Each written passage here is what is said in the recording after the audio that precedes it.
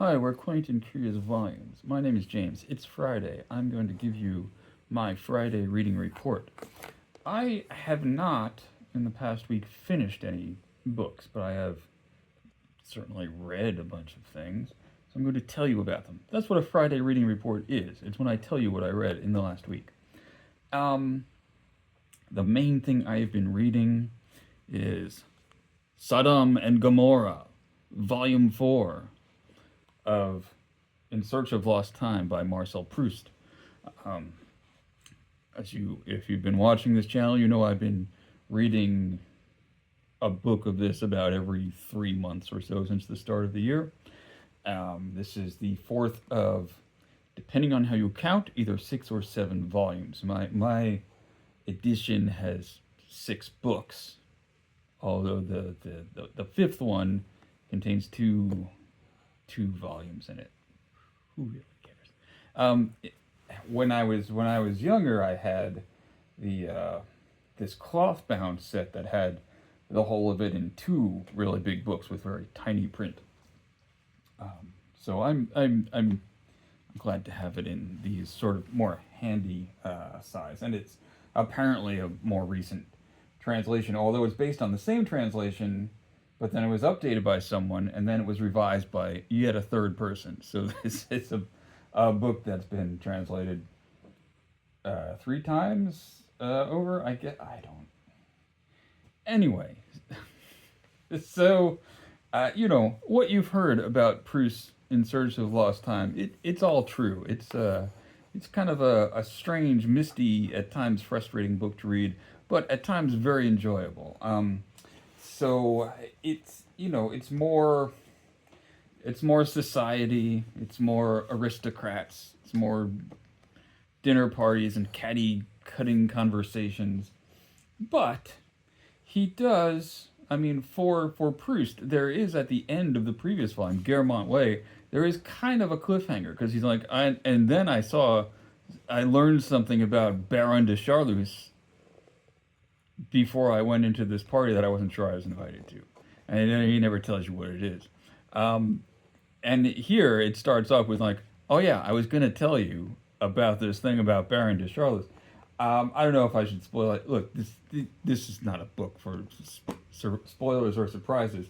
But the thing that he learns about the Baron de Charlus is that he's an invert, and the weird thing about that is that they both end up at the same party at the Princess de Guermantes, which is not the Duchess de Guermantes, mind you. They're married to brothers, I believe.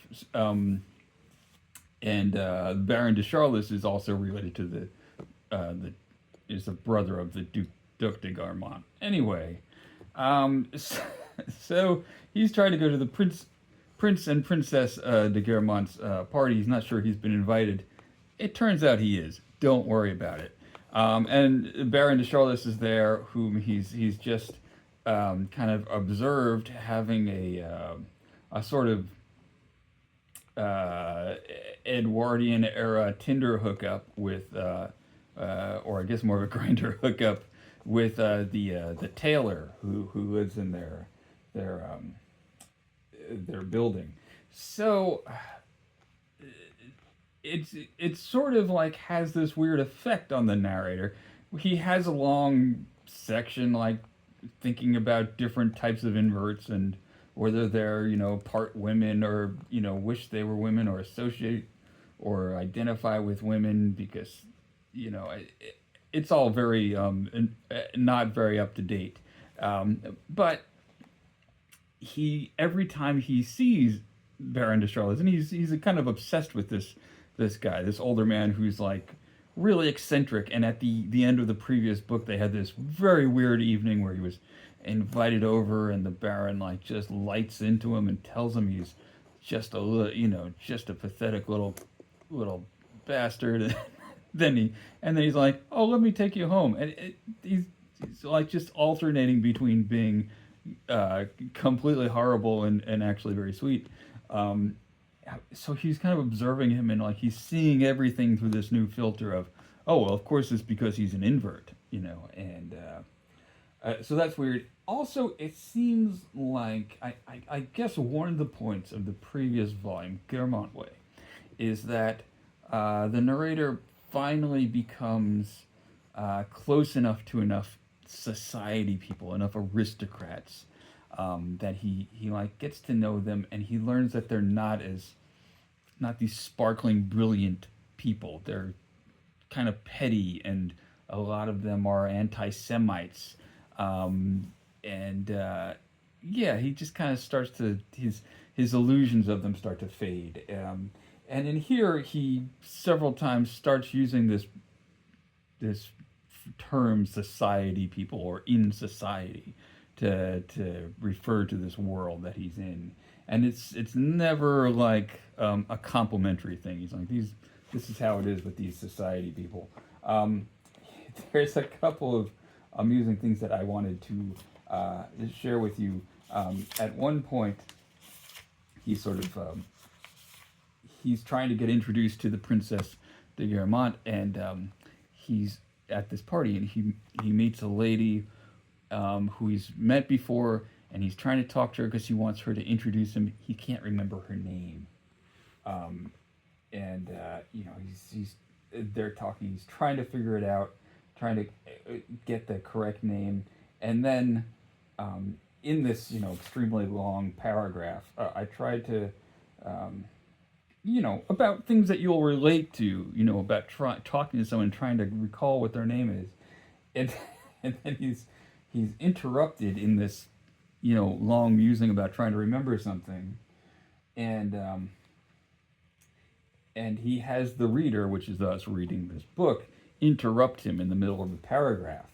All this, the reader will remark, tells us nothing as to the lady's failure to oblige. But since you have made so long a digression, allow me, dear author, to waste another moment of your time by telling you that it is a pity that, young as you were, or as your hero was, if he isn't you, you had already so feeble a memory that you could not remember the name of a lady whom you knew quite well.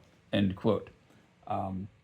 It is indeed a pity, dear reader, and sadder than you think when one feels that it heralds the time when names and words will vanish from the bright zone of consciousness, and one must forever. So he just launches back into this Proustian thing.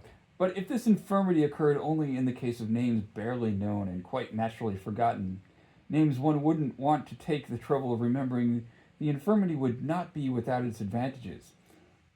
And then the reader says, and what might they be, may I ask?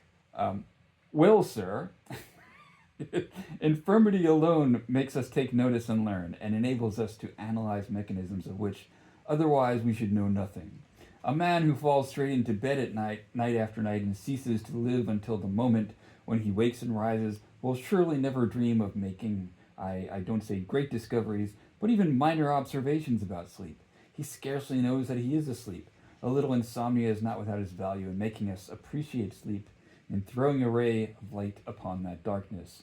An unfailing memory is not a very powerful incentive to the study of the phenomena of memory.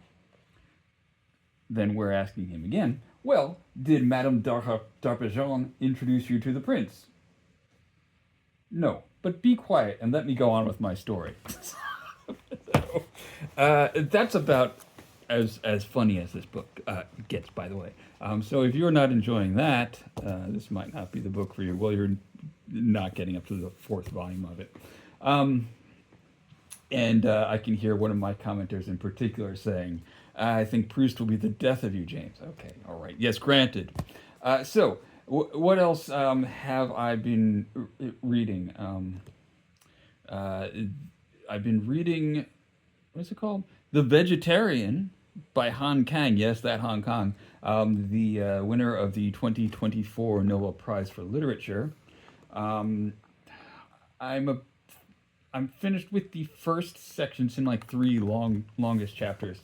Finished the first chapter, which is told from the standpoint of the main character's husband. And the main character is a woman, a housewife. I don't think they don't have any children.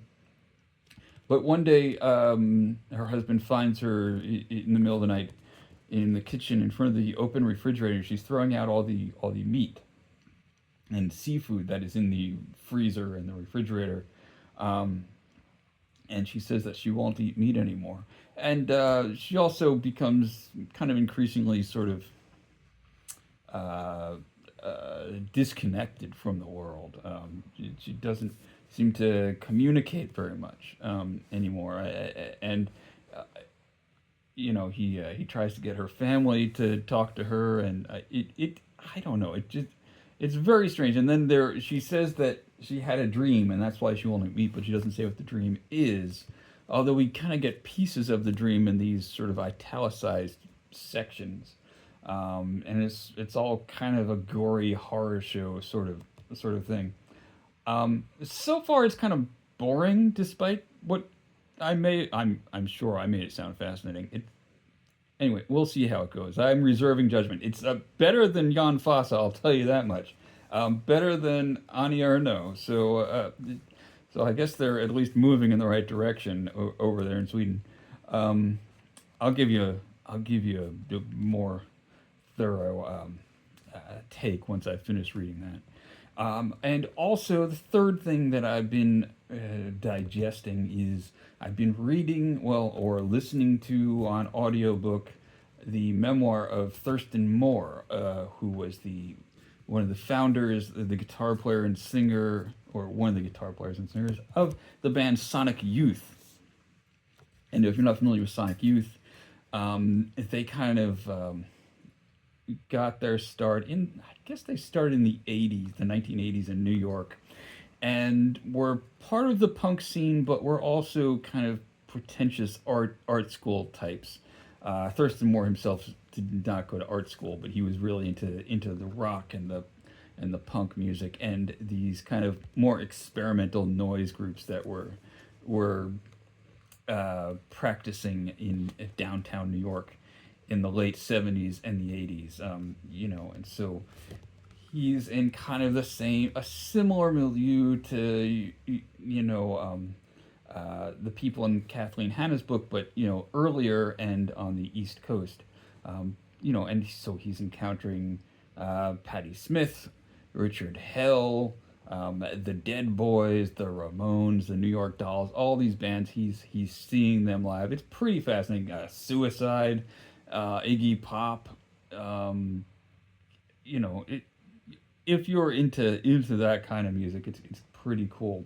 One of the things about this kind of music, though, is punk rock it's kind of like a rejection of earlier, sort of like bloated, pretentious music. Sometimes it's poised, when people are making narratives about pop music, they're like, punk rock came as a reaction to something. It's always, a reaction to disco, psychedelic music, progressive rock, the Eagles, things like, the more, popular music of the 70s. And it was like, in a way, getting back to basics, to think of the Ramones and like, they're kind of, the Ramones were very, harsh and aggressive sounding in a way, but also you hear a lot of earlier, traditional 50s style, rock music, like doo-wop style stuff in their music. You also hear that in Lou Reed's music. But people are, reacting and counter-reacting to each other so often. And, his descriptions of things are always like, of a band's performance or an album, it's always like they're driving a stake through the heart of some other tradition. Like people are always like totally annihilating, ripping up the rule book of this thing or that thing. And after a while, it's like, if everyone is ripping up everything and totally starting over, it's fine. It's hard to write about music, right? Am I right? Dancing about architecture, but it's still pretty good so far. He hasn't met any of his Sonic Youth bandmates. He hasn't met Kim Gordon yet, so it's a pretty long for a rock memoir. It's pretty long. and I'm enjoying it. I'm not moving through it at a very rapid pace. There was something in it that I kind of connected to. In New York, there's I guess it's a museum called DIA, DIA, and they have a big sort of outdoor sculpture garden in Westchester, north of New York City, and they have like little smaller galleries in New York. You know, it's almost, it's not really a franchise, but it's like there's little sort of branch campuses of this sort of, I guess it's a museum. One of them is a little gallery in Soho that has, for decades, apparently, had one work of art, which is Walter de Maria's um, Broken Kilometer. And I saw it when I was in my 20s and lived in New York. You go up a flight of stairs into this little room, and there's just like a desk with an attendant who says nothing, who ignores you, and then you go up to a doorway, and it's sort of cordoned off so you can't go into the room.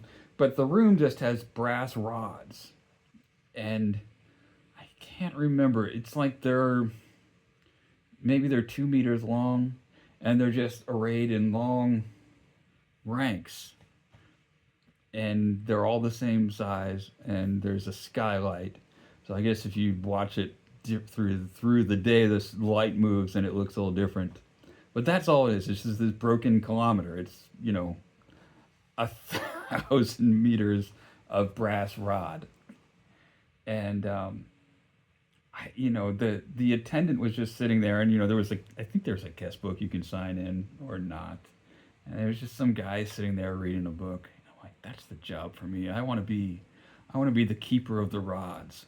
And it turns out Thurston Moore, guy whose book I'm listening to, for about a month in the 70s, had that job. He was the keeper of the rods, and one of the things was that he got to sleep in the studio, and but part of the job was he had to polish the rods every night, and he realized that they looked the same whether he polished them or not. So he, after a while, he didn't bother polishing the rods. Maybe that's why he lost the job after a month. I don't know. I'd have kept that. I'd still be doing that if I had gotten that hookup. I wouldn't be on BookTube trying to make $1 million. I'd be the keeper of the rods to this day. Anyway,